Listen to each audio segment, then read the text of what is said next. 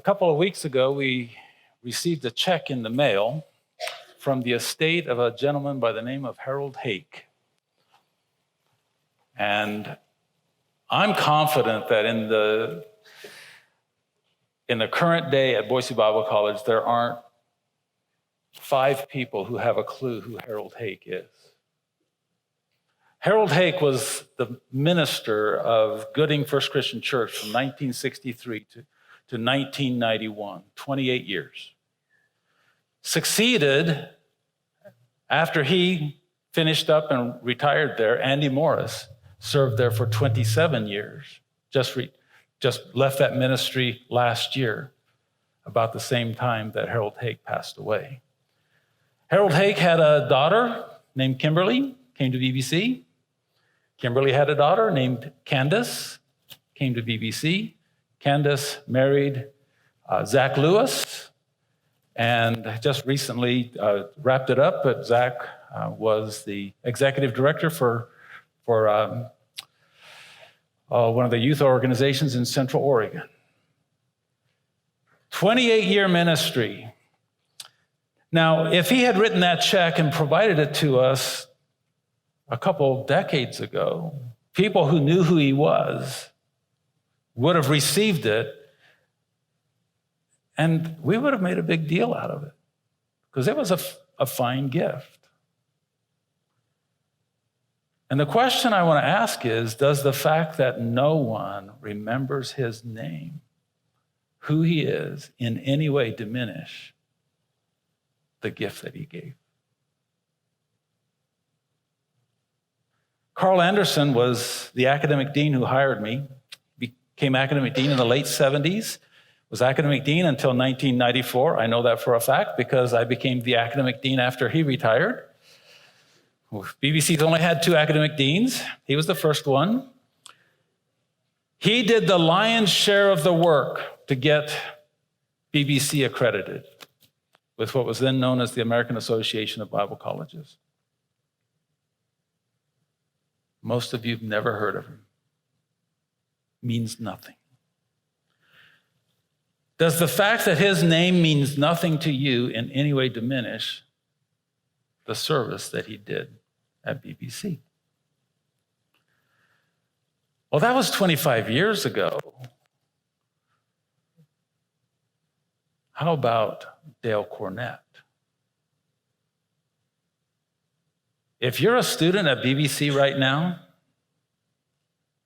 Dale Cornett might as well be Hake. It's just a name. He's only been retired 4 years. He served for 35 years at BBC. Just retired 4 years ago. And to most of you in this room, he's just a name. Does the fact that you know nothing about Dale Cornett, he taught Greek and New Testament, replaced by Vance Russell, does the fact that you know nothing about him in any way diminish what he did for BBC? Well, none of those people, like Carl or Dale, have names on any buildings. We have names on buildings. J. Richard Ewing, Dick Ewing as we knew him, was the first person at BBC hired to be the president to separate BBC from First Church of Christ.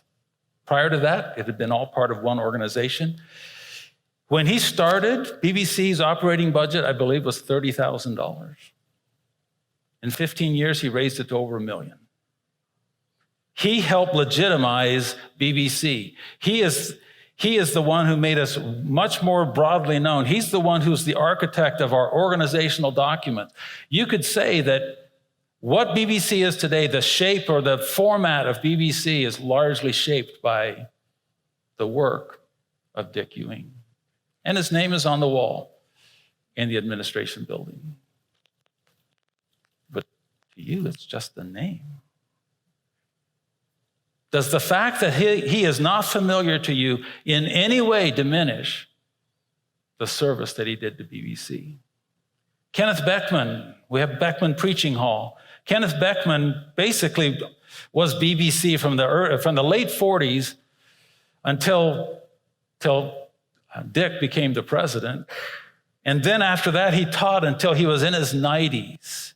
60 years he worked for BBC.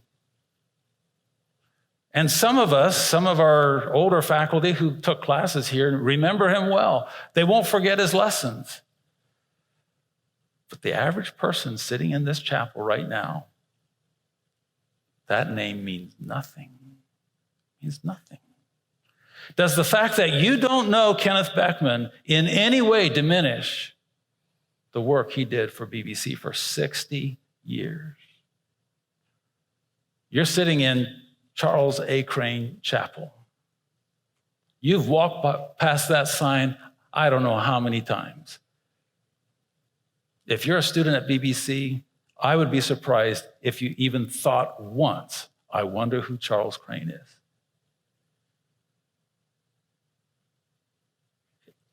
It doesn't do anything for you. It doesn't stop you. It doesn't make you think, I need to know more about Charles Crane. His name is on a building, which usually means that you're gone, but he's actually still alive. If you go to ECC, Eagle Christian Church, and you come in the east doors on a Sunday, he's likely there to greet you. And as you might suspect, he's the son, or his son is the preacher of Eagle Christian Church. What he did for BBC is pretty much, if it's a recent building, he built it.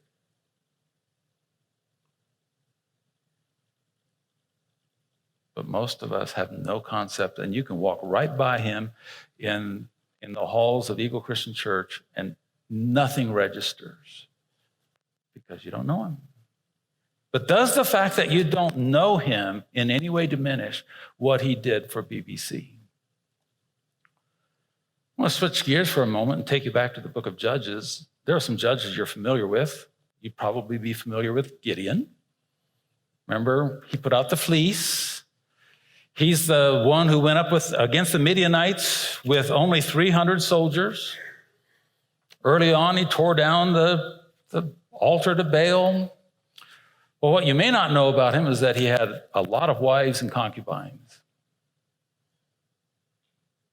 And one of the sons that followed him murdered 70 of his brothers to consolidate power.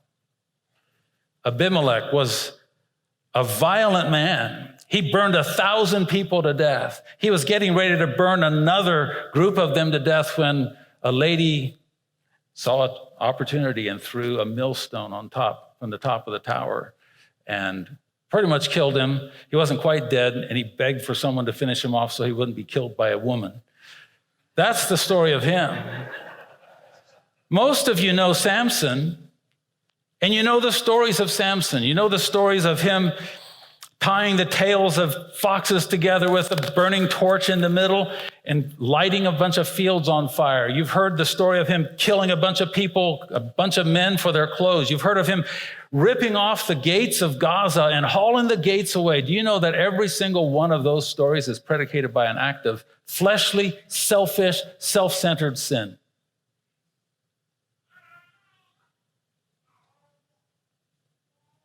But then read these verses.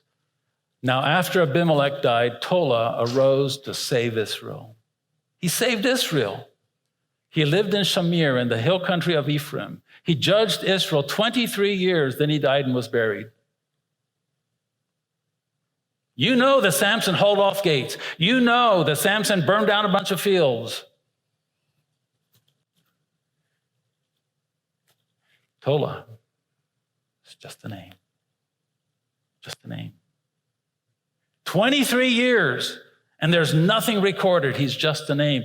And after him, Jair the Gileadite arose and judged Israel. 22 years, he had 30 sons who rode on 30 donkeys. That's his claim to fame. His whole life, 30 donkeys with 30 boys on top. And that's all we know. Does the fact that we know nothing about Tola and Jair in any way diminish what they did in the service of their country, their people? I'm going to switch gears again.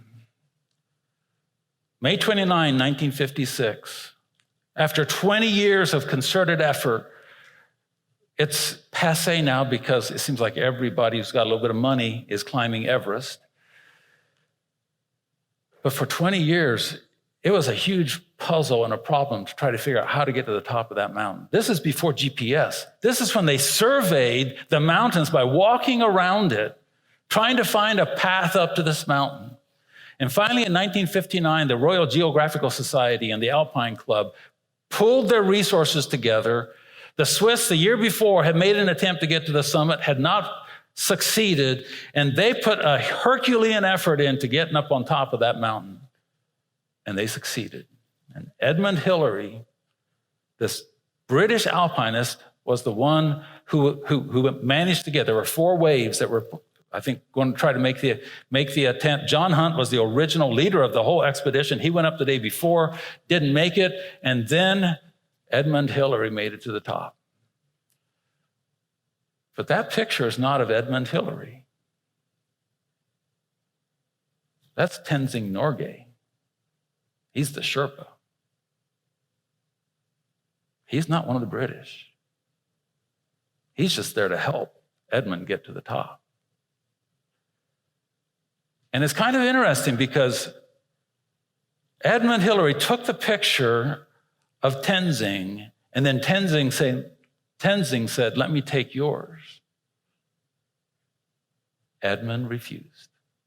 There is no picture of Edmund Hillary on the top of Mount Everest. Why is that? It's because I think, Edmund Hillary is, I believe, he's passed away now, but was a very modest man. And he knew he happened to be standing on the top of that mountain, but it was not his expedition. It was not his expedition. There was a whole team of people who were involved in this expedition. If we can go ahead and switch to that. There are 10 climbers, several alternate climbers, a physician, a physiologist, a transport specialist. Why would you need a transport specialist? It took 450 porters to get the equipment to Mount Everest.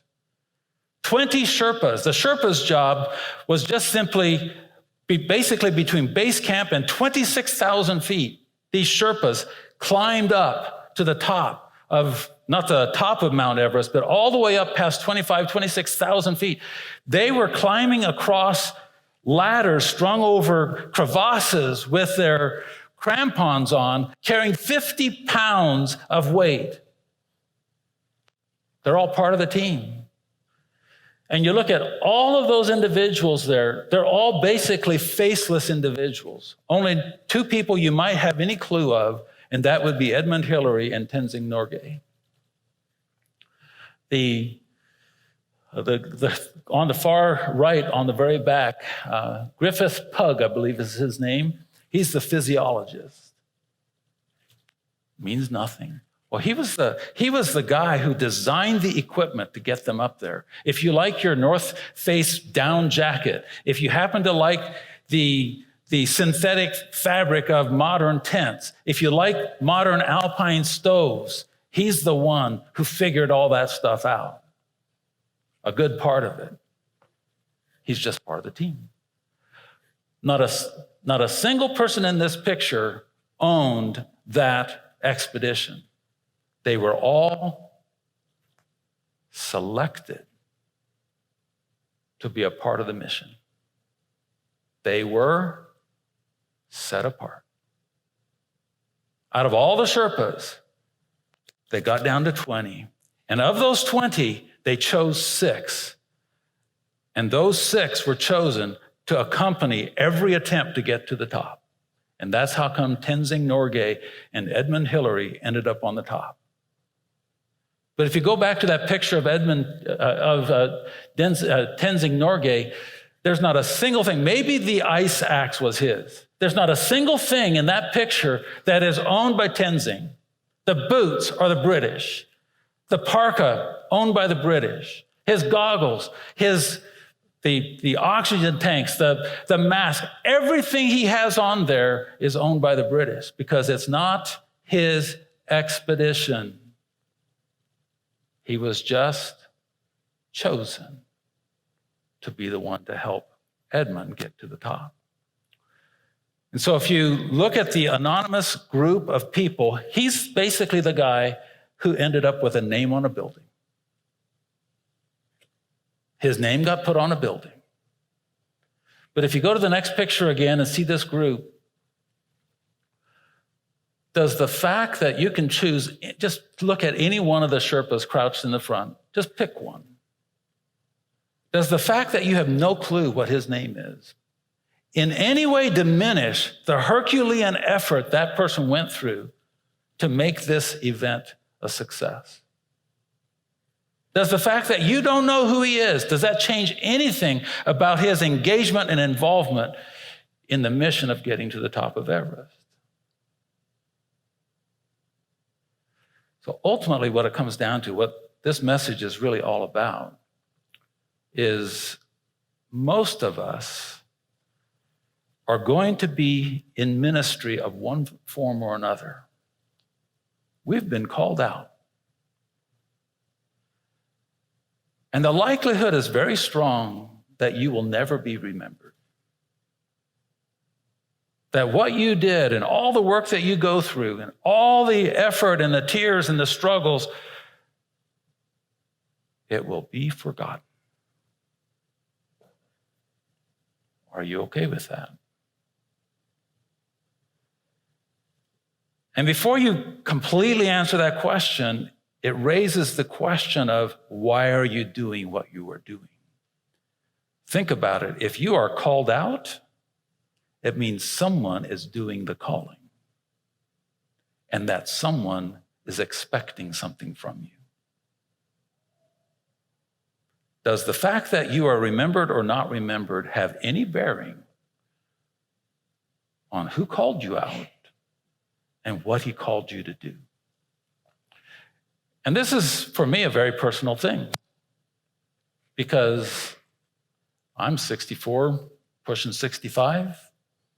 I'll probably be retiring in the next 5 years or so, at the longest, probably. I have been here for 40 years. This is my 40th year. It's the only job I've had since college. I'm 4 years away from being Chuck who? Who? I could be Harold Hake.